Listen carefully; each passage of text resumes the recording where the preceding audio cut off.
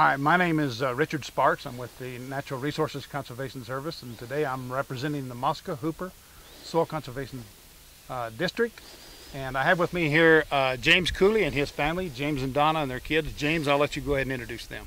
I'm James Cooley. This is my oldest boy, JJ, middle son, Corey, my youngest daughter, Carly, my wife, Donna, there on the end, and we're at our farm.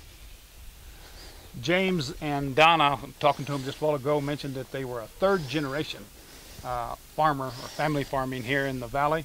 And the resource concerns that we have in the valley deal a lot with soil quality and soil health, and a lot of sandy soils. We have a wind erosion problem, and more recently we've had a pretty significant water problem with groundwater and the aquifers involved. And so with that as a background, I'm going to let James begin to address and talk about some of the objectives that he has on his farm here. Well, we raise potatoes, mostly organic potatoes at alfalfa, barley. We do have a small Coors contract and raise some organic barley.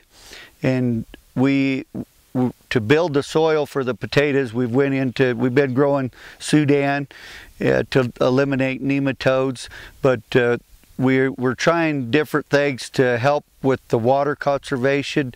I know we're all worried about the water and how much water we're using, and that's the main reason. Is we're trying to build the soil so we don't have to use so much fertilizer. We've started making our own compost, so we're putting compost on our organic ground, but we're just trying to get the ground healthy. And the sandy ground, it takes a lot more organic matter to get it to hold water and get it healthy. So, James, you've been involved in the district and the conservation program for a number of years. Yes, sir. Carried out. So you might mention some of the conservation practices that you have put in. Well, we've put pipelines in to use the surface water to help our water conservation. We've put in a few windbreaks and a lot of recharge ponds in our area to try to use the surface water to rebuild our aquifer.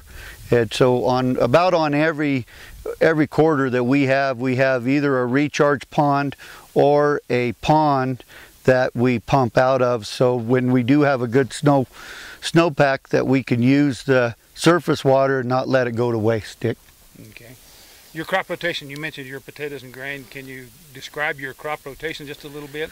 Well, on the organic side, we try to go out of alfalfa. So we have some alfalfa ground, and we usually let the alfalfa go 2 to 3 years, but sometimes the gophers tell us quicker than that. But we usually raise our alfalfa 3 years, and then we'll go out of the alfalfa and in with organic potatoes.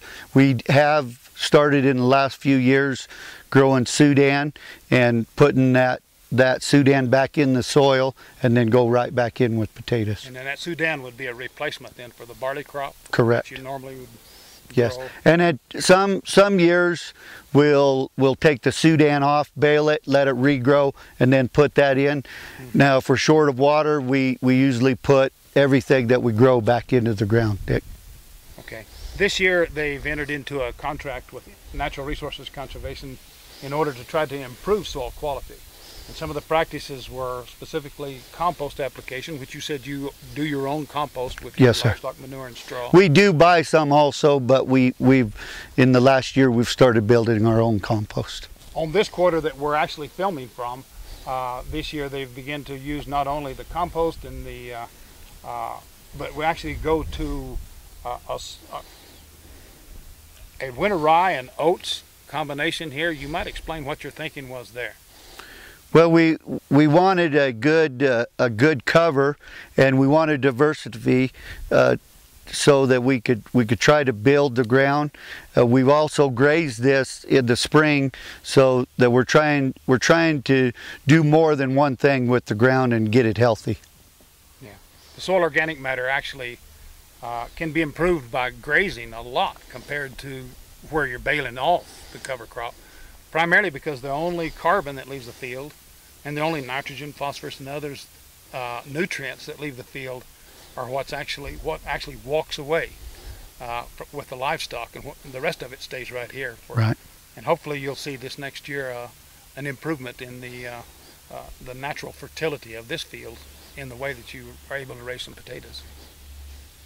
What about pests on the potatoes? Do you deal with any pest problems? We do have pest problems, and in the past we've used ladybugs, scattered live ladybugs out, and sometimes we'll plant a strip of Sudan around the outside of the potatoes, so that when the pests come in, they'll stop at the Sudan before they get into the potatoes. Keeps from flying into the potatoes. Yeah. As far as we also, this last year, we put gypsum, mixed gyp in with our compost, so it just saved application time. We went ahead and put a ton of gyp out with the compost, and to reduce the salts. Salts are a continuing problem as the aquifer has gone down. You do see a little bit of an accumulation of salt in your cropland. Yes, sir. Yep. So that makes water management, makes also the use of groundwater recharge pits like you have in the background over here, to use that water through the pivot tends to leach out the salts a little better than it does if you're using just the water you pump from deeper depths. For sure. Yeah, out on the other half circle that we're doing, the salts are real high in that ground, in those wells, so that's why we're starting to use surface water there. How many quarters do you farm? We farm a total of 15 quarters, but we have 5 or 10 of them are our own. 10 of them are your own? Yes. So you and Donna are the boss, and these young ones here are the ones that actually have to do the manual labor and the farming, is that right? We would like to think that. Yeah. Okay. Donna, is there anything that you'd like to add to what we've been talking about in general, or? My involvement is in the office, keeping track of the records and the bookkeeping, and I very rarely get to come out into the field, so this is a treat for me today to get to come out here and walk through and take a look.